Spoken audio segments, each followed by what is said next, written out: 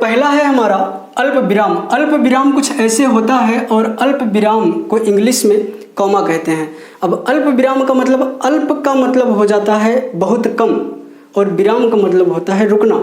वास्तव में किसी भी भाषा में जो विराम चिन्ह होते हैं वो उसको अच्छी तरह से रीड करने के लिए यूज किए जाते हैं ताकि उसका जो भाव है वो बिल्कुल बिगड़ने ना पाए। जिस अर्थ में आप उसे पेश करना चाहते हैं वह कथन, वह वाक्य, वह बात उसी रूप में प्रस्तुत हो। तो होता क्या है कि अल्प विराम का मतलब कि जब आप कोई वाक्य पढ़ रहे हैं या जब आप कोई बात कह रहे हैं जहां आप बहुत कम समय के लिए रुकते हैं वहां पे अल्प विराम लगाया जाता है, कॉमा लगाया जाता है।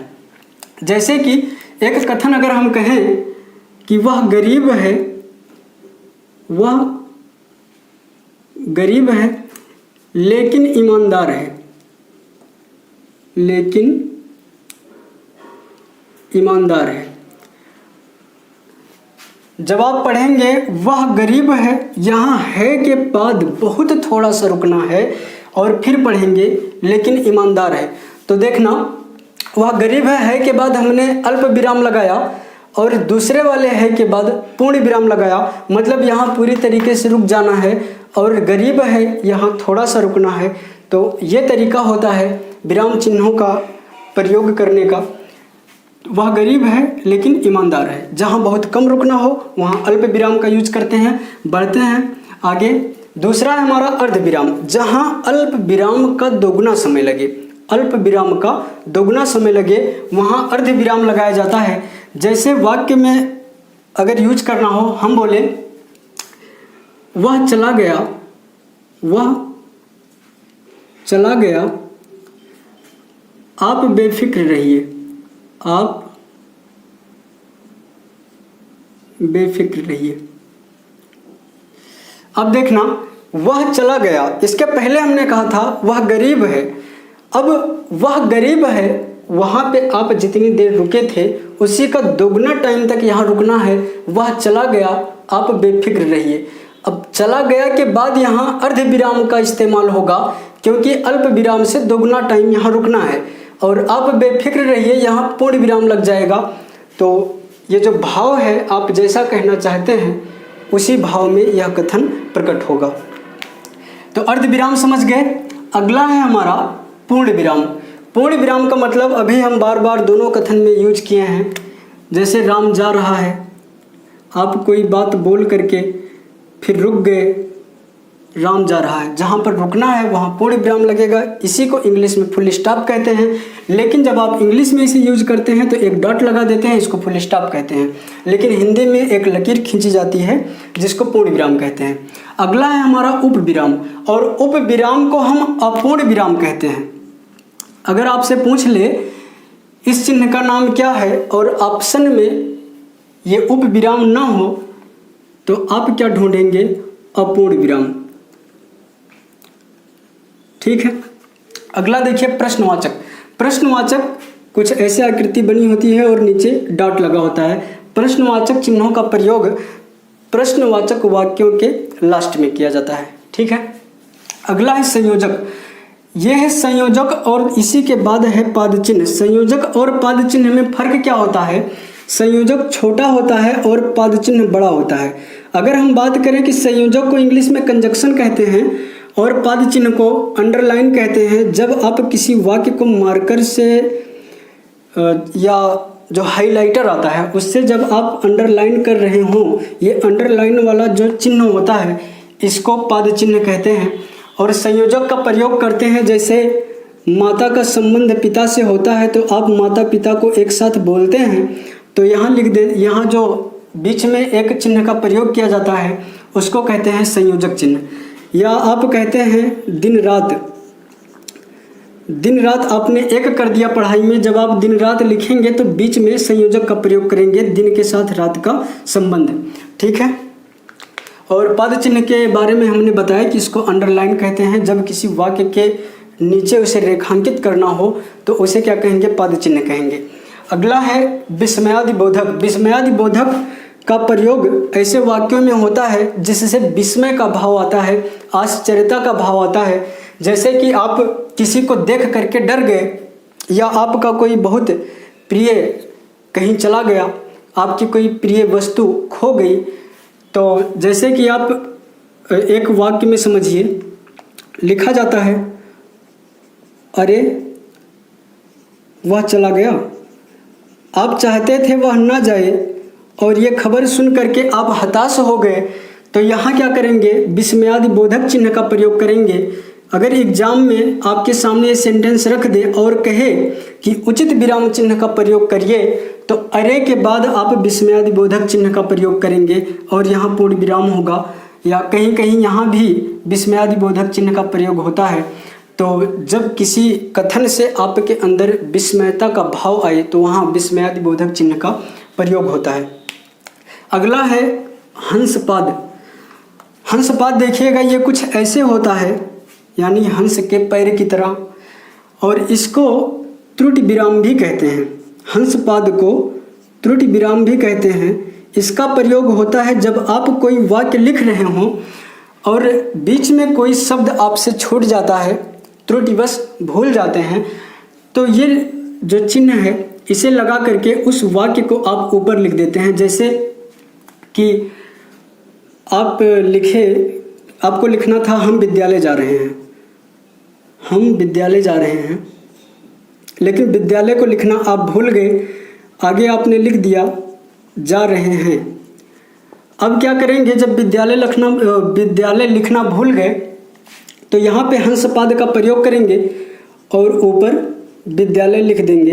ये आपके त्रुटियों को सही करने वाला जो विराम चिन्ह है, इस वजह से इसको त्रुटि विराम कहा जाता है और वैसे इसका नाम हंसपाद होता है। अगला है हमारा कोष्ठक। अगर आप मैथ पढ़ते हैं, मैथ में 3 प्रकार के कोष्ठक का यूज होता है, जिसको इंग्लिश में ब्रैकेट कहते हैं। एक होता है बड़ा ब्रैकेट, एक होता है मझला ब्रैकेट, ये कुछ ऐसे होता है, और एक होता है छोटा ब्रैकेट। ये ब्रैकेट है, हिंदी में कोष्ठक कहेंगे, लेकिन हिंदी में सिर्फ एक ही कोष्ठक का इस्तेमाल होता है, वो है छोटा ब्रैकेट। इन दोनों का यूज नहीं होता। अब कोष्ठक का इस्तेमाल कैसे होता है, कैसे प्रयोग करते हैं हिंदी के वाक्यों में, जब कोई शब्द अंडरस्टूड हो, यानी अंदर ही अंदर समझने वाली बात हो, तो उसको हम कोष्ठक में रखते हैं। जैसे हमने किसी वाक्य में लिखा नेताजी, लेकिन नेताजी से आपका जो तात्पर्य था, आपका जो कहने का मतलब था, वो था सुभाष चंद्र बोस से, सुभाष चंद्र बोस। तो कुछ ऐसे वाक्य में यूज किया जाता है इसे, जब कोई बात अंडरस्टूड हो। जैसे आपने कहा नेताजी, लेकिन आपके कहने का मतलब सुभाष चंद्र बोस की तरफ इशारा करना था। तो जो बातें अंडरस्टूड हो उसे कोष्ठक में रखेंगे। अगला है हमारा विवरण चिन्ह। विवरण चिन्ह कुछ ऐसे होता है, ऊपर नीचे डॉट लगा होता है और जहाँ डॉट होता है ठीक उसी के नीचे से ये लकीर बढ़ाई जाती है। इसका इस्तेमाल आप अक्सर करते हैं जब आप नोट्स बनाते हैं और नोट्स में कोई हेडिंग डाल देते हैं। मान लीजिए लिखे निष्कर्ष। अब निष्कर्ष के बारे में आपको नीचे लिखना है, तो यहाँ पे आप विवरण चिन्ह लगाते हैं, यानी कि जिस शब्द के आगे आपने इस विवरण चिन्ह को लगाया है उसका विवरण जो है, उस शब्द का डिटेल इसके नीचे आप लिखेंगे, और जहाँ पे इस विवरण चिन्ह का प्रयोग होता है अगली लाइन इस विवरण चिन्ह के नीचे से स्टार्ट की जाती है। इतना क्लियर हो गया। अगला है हमारा तुल्यता। यह है तुल्यता, और तुल्यता का मतलब क्या, तुलना करना। जिसको आप इंग्लिश में इक्वल टू कहते हैं या बराबर का चिन्ह कहते हैं, उसी को तुल्यता कहते हैं।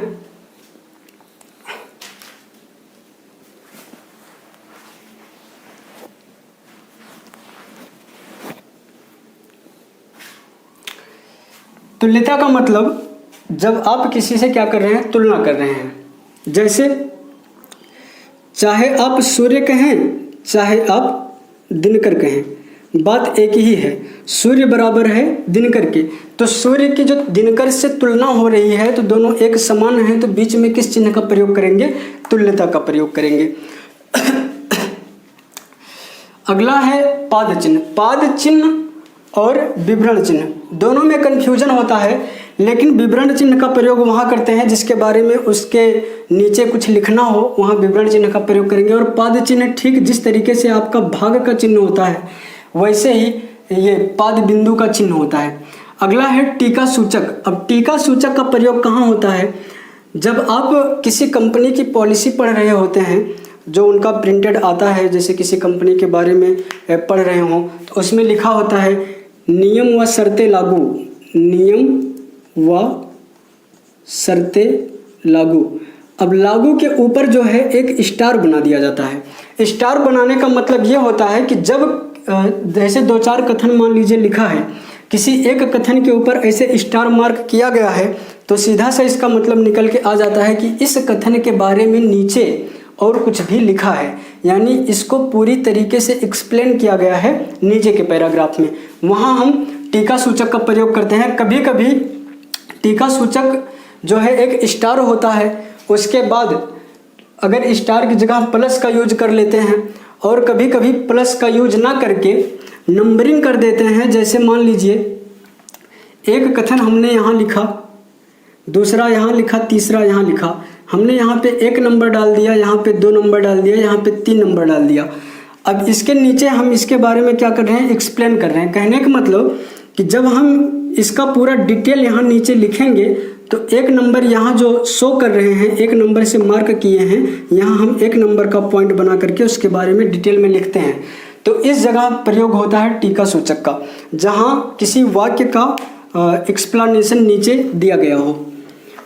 और अगला है हमारा दीर्घ उच्चारण। दीर्घ उच्चारण के बारे में हमने आपको बताया था वर्णमाला में जैसे आप कह रहे थे राम, जब किसी शब्द में, ये शब्द के बीच में ही सामान्यतः प्रयोग होता है, जब किसी शब्द के बीच में इस दीर्घ उच्चारण चिन्ह का प्रयोग हो, इसका मतलब कि उसका उच्चारण दीर्घ यानी देर तक करना है।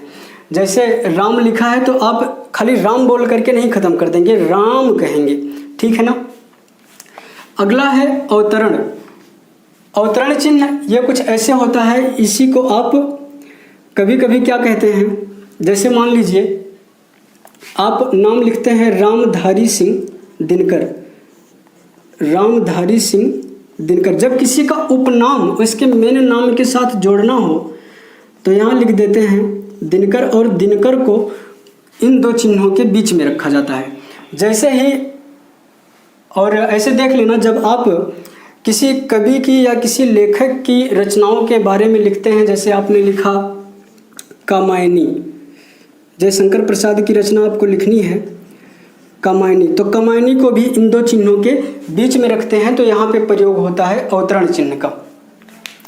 अगला है पुनरुक्ति सूचक। पुनरुक्ति सूचक को आप इंग्लिश में कहते हैं इन्वर्टेड कामा। इन्वर्टेड कामा का प्रयोग कहाँ होता है? जब कोई कथन किसी के द्वारा बोला गया हो, जब कोई कथन किसी के द्वारा बोला गया हो, जैसे एक नारा दिया गया था करो या मरो, अगर आप कहीं लिखेंगे इस नारा के बारे में तो इसे इन्वर्टेड कामा के अंदर में रखेंगे, करो या मरो। ऐसे ही जब नेताजी सुभाष चंद्र बोस ने आज़ादी दी थी, वो आज़ादी का जो नारा दिया था, कैसे दिया था? तुम मुझे खून दो, तुम मुझे खून दो, मैं तुम्हें आज़ादी दूंगा।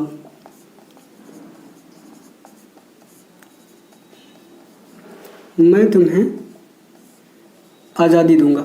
अगर मान लीजिए पेपर में ये स्टेटमेंट लिख करके आ गया आपके सामने और बोला कि उचित विराम चिन्ह का प्रयोग करो, तो आप क्या करेंगे?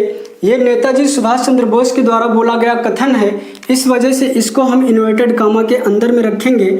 और यहाँ क्या है? तुम मुझे खून दो, खून दो के बाद कामा लगाएंगे, और लास्ट में है मैं तुम्हें आज़ादी दूंगा, पूर्ण विराम लगाएंगे, तुम मुझे खून दो, मैं तुम्हें आज़ादी दूंगा। तो इन्वर्टेड कामा का मतलब समझ गए आप। जब किसी के कहे कथन को हम लिखते हैं, जब किसी के द्वारा कहे हुए कथन को लिखते हैं तो उसको हम इन्वर्टेड कामा में रखते हैं। अगला है समाप्ति सूचक। समाप्ति सूचक, जैसे मान लीजिए आप कोई पैराग्राफ ऐसे लिख रहे हैं और लास्ट में समापन आपको शो करना हो कि यहाँ पे ये चीज़ समाप्त हो गई है, तो कुछ ऐसे आप एक चिन्ह बना देते हैं, इसका मतलब हो जाता है कि ये पैराग्राफ यहाँ पे समाप्त हो गया है। कभी कभी देखिए यहाँ 2 चिन्ह बताए हमने, या तो ये या तो ये।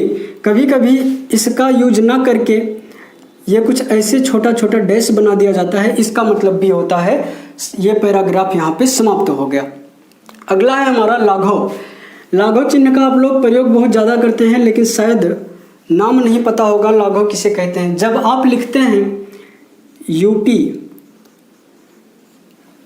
जब किसी शब्द का शॉर्टकट नाम लिखना हो, उसके बाद में जो आप डॉट लगाते हैं, इंग्लिश में तो सीधा डॉट रख देते हैं, लेकिन हिंदी में क्या होता है, इसे थोड़ा सा ऐसे गोला सा बनाते हैं।